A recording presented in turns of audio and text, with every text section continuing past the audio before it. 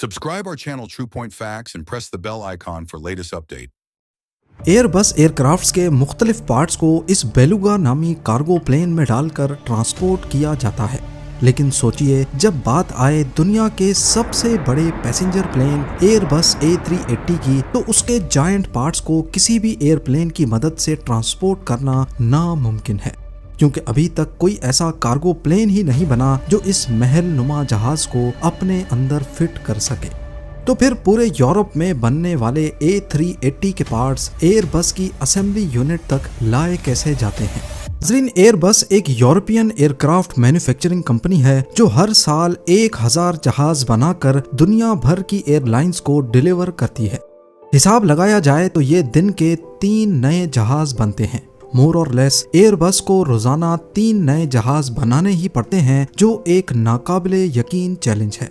ये जहाज आखिर बनाए कैसे जाते हैं, ये तो एक अलग ही कहानी है। पर इन जहाज़ों के मुख्तलिफ हिस्से जो यूरोप के कोने कोने में बनते हैं, वो फ्रांस के शहर टोलूज तक कैसे पहुंचाए जाते हैं, जहां एयरबस का मेन असेंबली यूनिट मौजूद है। एयरबस का लॉजिस्टिक सिस्टम समंदर, दरिया, जमीन और आसमान को मिला के दुनिया का सबसे कॉम्प्लेक्स ट्रांसपोर्ट नेटवर्क कहलाता है। इसके पार्ट्स यूरोप के अलग अलग मुल्कों में बनते हैं और फिर एक जगह जमा होकर एक बड़ा खूबसूरत जहाज बनता है। ये कोई मामूली काम नहीं है, बल्कि एक बेमिसाल कई दहाइयों की इंजीनियरिंग और लॉजिस्टिक्स की प्लानिंग का नतीजा है।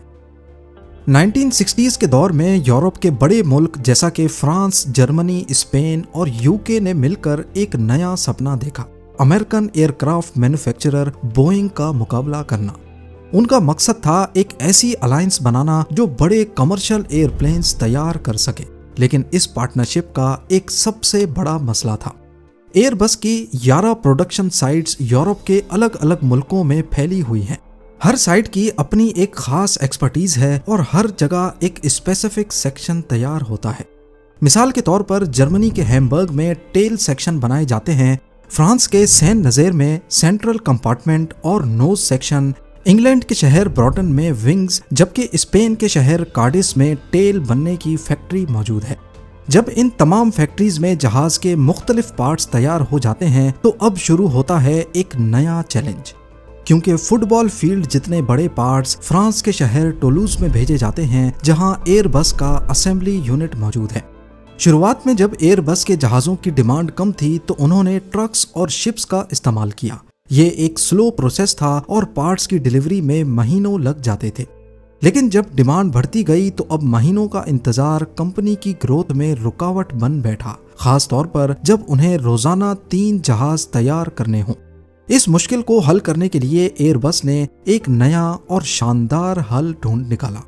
आर्कटिक ओशन में एक वेल पाई जाती है जिसकी आवाज गूंजती है तो किसी गाने जैसी लगती है। इस वेल को बेलुगा वेल कहा जाता है। 1994 में एयरबस ने इस वेल की जिसामत से इंस्पायर होकर एक नया प्लेन बनाया और इसे बेलुगा का ही नाम दिया गया। इस प्लेन का मकसद सिर्फ और सिर्फ बड़े और भारी जहाज के पार्ट्स को ट्रांसपोर्ट करना था। बेलुगा में वो खासियत मौजूद हैं जो एक आम कार्गो प्लेन में मौजूद नहीं होती। इसकी साइज और कैपेसिटी की बात की जाए तो बेलुगा 56 मीटर या 184 फुट लंबा है, यानी एक ओलंपिक स्विमिंग पूल की फुल लेंथ से भी लंबा। इसकी ऊंचाई 17 मीटर या 56 फुट है, जो इसको एक 7 स्टोरी बिल्डिंग जितना ऊंचा बनाता है। इसके अंदर का कार्गो स्पेस इतना है कि इसके अंदर 182 सुजुकी ऑल्टो आसानी से फिट आ सकती हैं। लोडिंग सिस्टम की बात की जाए तो इसकी सबसे खास बात इसका नोज सेक्शन है, जो किसी गाड़ी के बोनट की तरह ऊपर उठ जाता है। इसकी वजह से जहाज़ों के पार्ट्स की लोडिंग और अनलोडिंग का काम बहुत आसान हो जाता है। एक एयरबस A350 का विंग पेयर, जिसकी लंबाई 32 मीटर्स होती है, बेलुगा के फ्यूजलाज में आसानी से फिट आ जाता है। इस एक विंग के जोड़े की कीमत 40 मिलियन यूरोज है, जो तकरीबन 400 करोड़ रुपए बनते हैं। इसीलिए लोडिंग के वक्त थोड़ा सा भी डैमेज हो जाए तो करोड़ों का नुकसान हो सकता है। इसी वजह से इसकी हिफाजत के लिए हर कदम पर इंतहाई एहतियात बरती जाती है। स्पीड की बात की जाए तो जो पार्ट्स शिप्स या ट्रक्स कई महीनों में टूलूज पहुंचाते थे, अब बेलुगा वही पार्ट्स सिर्फ 2 घंटों में एक यूरोपियन साइड से दूसरी तक पहुंचा देता है। इस तेज रफ्तारी की वजह से एयरबस की असेंबली लाइन में कोई रुकावट नहीं आती। इस कामयाबी के बाद 2014 में एयरबस ने बेलुगा का एक और बेहतर वर्जन भी बनाया जिसका नाम बेलुगा XL रखा गया। ये और भी ज्यादा पार्ट्स और बड़े कंपोनेंट्स ले जाने की काबिलियत रखता है। यहाँ तक सब कुछ सही चल रहा था, लेकिन फिर 2004 में दुनिया का सबसे बड़ा passenger plane Airbus A380 launch हुआ। इसका फ्यूजलाज 8.4 मीटर्स ऊंचा और विंग्स की विड्थ फ्यूजलाज के पास 16 मीटर्स तक हो जाती है। अब मसला ये था कि बेलुगा XL जिसके कार्गो कंपार्टमेंट की ऊंचाई 7.5 मीटर्स है, ना तो उसमें एयरबस A380 का फ्यूजलाज फिट आ सकता है और ना ही उसके विंग्स। और यहाँ आपको ये बात भी बताते चलें कि फ्यूजलाज जो एक सिलेंडर जैसा होता है उसे अलग अलग सेक्शंस में बनाना और जोड़ना आसान होता है, जबकि विंग्स को वन पीस में ही बनाया जाता है क्योंकि इसके अंदर फ्यूल टैंक भी होता है और हाइड्रोलिक लाइंस भी। और सबसे ज्यादा स्ट्रेस विंग्स पर ही पड़ता है, इसीलिए इसको वन पीस में ही बनाया जाता है ताकि कोई स्ट्रक्चरल वीकनेस और फ्यूल टैंक में लीकेज पैदा ना हो। इस नए A380 के कंपोनेंट्स को यूरोप के मुख्तलिफ पार्ट से टूलूज भेजने के लिए एयरबस ने पहले बेलुगा XXL बनाने पर भी गौर किया, पर यहाँ बहुत सारे मसले थे। एक तो उन्हें बेलुगा को फिर से डिजाइन करना पड़ता और इंजन कैपेसिटी को भी बढ़ाना पड़ता, जिसमें अरबों यूरोज लग जाते, जबकि एयरबस A380 इतना बड़ा है कि इसको हर एयरलाइन ऑपरेट नहीं कर सकती, जिसकी वजह से इसकी डिमांड काफी कम थी। तो सिर्फ कुछ एयरक्राफ्ट्स को ट्रांसपोर्ट करने के लिए एयरबस ने बेलुगा XXL का आइडिया ड्रॉप कर दिया। अब एयरबस को एक नया तरीका ढूंढना था। अब यहाँ से शुरू होती है जमीन, दरिया और समंदर के रास्ते से गुजरने वाली सुपर कॉन्वॉय की कहानी। एयरबस ने खास तौर पर roll on roll of ships बनवाई ताकि बड़े और भारी पार्ट्स आसानी से ट्रांसपोर्ट हो सकें। इसमें पार्ट्स को व्हील्स की मदद से चलाकर लोड और अनलोड किया जाता है, तभी इन्हें रोल ऑन रोल ऑफ या फिर रोरो शिप्स कहते हैं। इसमें एक शिप का नाम सिटी ऑफ हैम्बर्ग है जो 126 मीटर्स लंबा और 20 मीटर्स चौड़ा है और इसका कार्गो स्पेस बेलुगा XL से 5 गुना ज्यादा है। जर्मनी के हैम्बर्ग पोर्ट से एयरबस के बड़े बड़े सेक्शंस रोलिंग प्लेटफॉर्म्स पर सीधे शिप के अंदर चले जाते हैं। इस तरह क्रेन्स की जरूरत भी नहीं पड़ती। ये शिप जर्मनी के हैम्बर्ग से फ्रांस के सेंट नज़ेर पोर्ट तक 1600 किलोमीटर का सफर तय करता है। ये सफर आसान नहीं होता क्योंकि नॉर्थ सी में तूफान और 5 मीटर तक ऊंची लहरें आना बहुत आम बात होती है।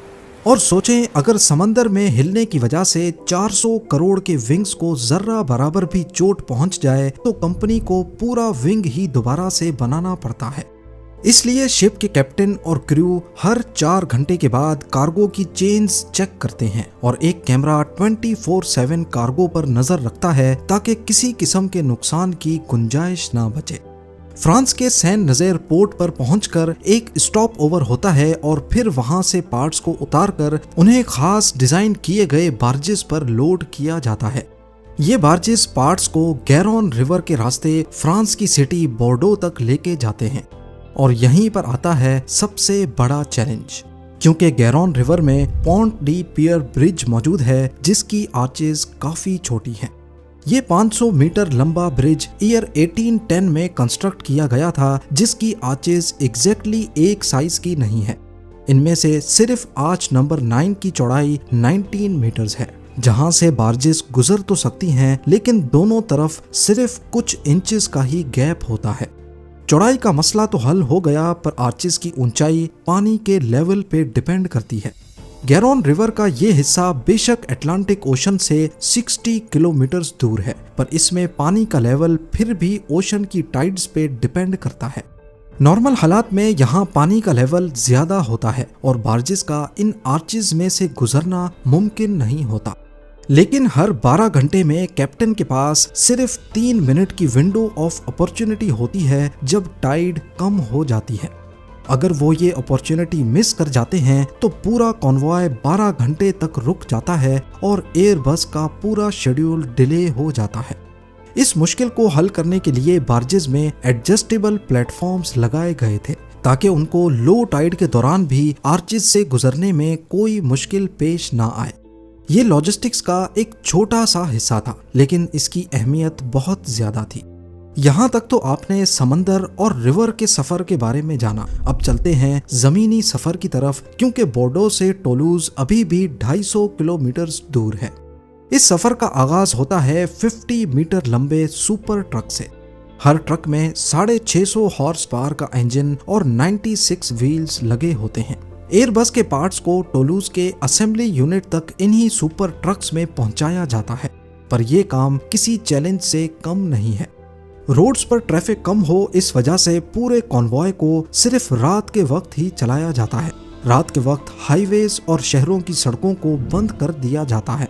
40 लोगों की एक टीम, जिसमें पुलिस, एस्कॉर्ट कार्स और इंजीनियर्स शामिल होते हैं, कॉन्वॉय के साथ होती है। इस कॉन्वॉय का सबसे चैलेंजिंग पार्ट इन्हें छोटे शहरों के राउंड अबाउट्स और तंग कॉर्नर से गुजारने का होता है। एक विंग जो 15 मीटर्स तक ट्रक के पीछे से लटका हुआ हो, वो लैंप पोस्ट्स, दरख्तों और छतों से बस कुछ सेंटीमीटर्स ही दूर होता है। आखिरकार जब ये पार्ट्स टोलूज के असेंबली यूनिट पहुंच जाते हैं तो यहाँ के हाई टेक सिस्टम्स की बदौलत कुछ ही घंटों के अंदर उन्हें असेंबल कर दिया जाता है। A380 जो दुनिया का सबसे बड़ा पैसेंजर प्लेन है, इसके फ्यूजलाज को जोड़ने के लिए 19,000 से ज्यादा रिवेट्स इस्तेमाल होती हैं और 4,000 से ज्यादा रिवेट्स विंग्स को फ्यूजलाज के साथ जोड़ने में। इंजन्स, इलेक्ट्रॉनिक्स, इंटीरियर्स और पेंट के बाद जहाज अब डिलीवरी के लिए बिल्कुल तैयार हो जाता है। एक A380 को कंप्लीट होने में, यानी इसके मुख्तलिफ पार्ट्स बनने, इनकी ट्रांसपोर्टेशन और असेंबली में तकरीबन 9 महीने लगते हैं। आज तक एयरबस A380 के सिर्फ 251 यूनिट्स ही बनाए गए हैं, क्योंकि इसको ऑपरेट करना भी हर एयरलाइन के बस की बात नहीं। हैरत अंगेज तौर पे इनमें से 50% यूनिट्स अकेले एमिरेट्स एयरलाइन के पास हैं। इस जहाज में 850 पैसेंजर्स एक साथ ट्रेवल कर सकते हैं। इसका टेक ऑफ वेट लगभग 5,75,000 kg है, यानी इतना ही जितना 300 SUV का कंबाइंड वजन होता है। कीमत की बात की जाए तो एक A380 $445 मिलियन का है, जो कि 3,800 करोड़ रुपए बनते हैं। इस कीमत में बोइंग 737 जैसे 5 एयरक्राफ्ट खरीदे जा सकते हैं। अगली बार जब आप किसी एयरबस में ट्रेवल करेंगे तो यकीनन आपको पता होगा कि ये जहाज किस जोश और लगन के साथ टीम वर्क के जरिए बनाया गया और फिर कैसे इसे खतरों से खेलकर ट्रांसपोर्ट किया गया था। If you like our videos, don't forget to like, share, and comments.